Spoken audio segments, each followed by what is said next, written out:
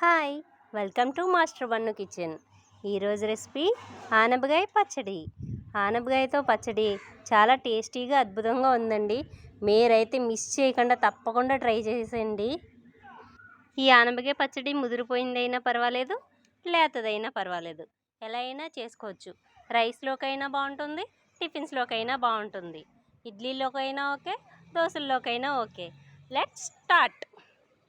కావాల్సినవి ఆనపకాయ, కొత్తిమీర, శనగపప్పు, మినప్పప్పు, జీలకర్ర, ఆవాలు, పచ్చిమిర్చి, ఎండుమిర్చి, కరివేపాకు, టమాటా, ఉల్లిపాయలు, చింతపండు,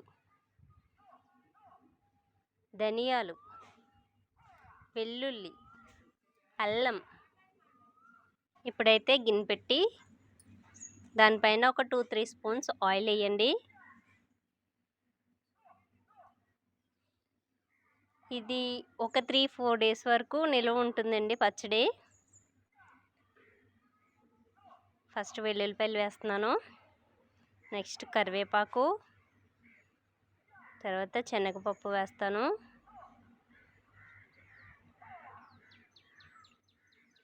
ఇలా 1 by 1 అన్ని పోపులు వేసుకోవాలి. వీటిని చక్కగా దోరగా వేగనివ్వాలండి.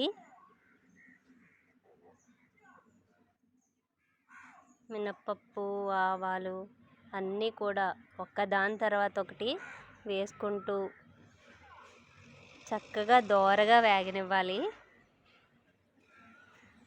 పోపులు వేసిన వాసన అయితే దోరగా భలే వస్తుంది వేగుతున్నప్పుడు.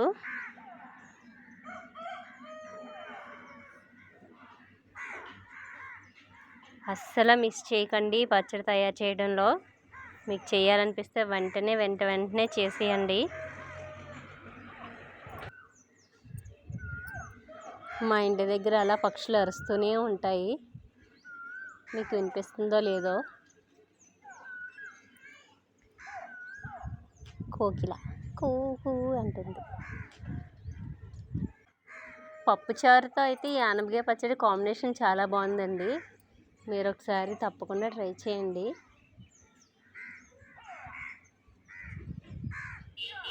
ఇలా మధ్యలో కదుపుతూ ఉండండి, మాడిపోకుండానే.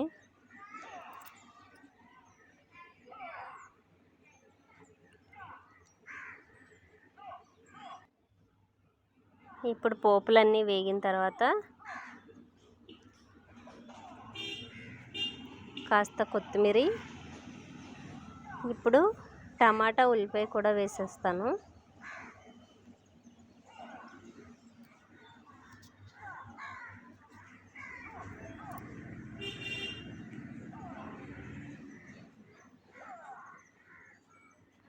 ఇంటికి ఎవరైనా గెస్ట్లు వచ్చినప్పుడు ఇలాంటివి అయితే మనకి కాస్త ఈజీగా ఉంటుందండి.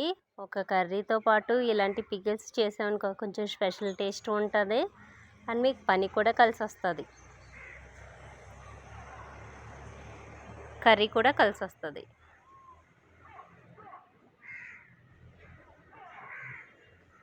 ఇప్పుడు ఇది ఒక ప్లేట్లోకి తీసుకొని చల్లారి పెట్టుకుందాం, కాస్త వేడి తగ్గుతుంది. ఇవి ఇలా చల్లారి పెడతాను. అదే పెనంలో ఆనపకాయ ముక్కలు వేసి వేయించుకోవాలండి.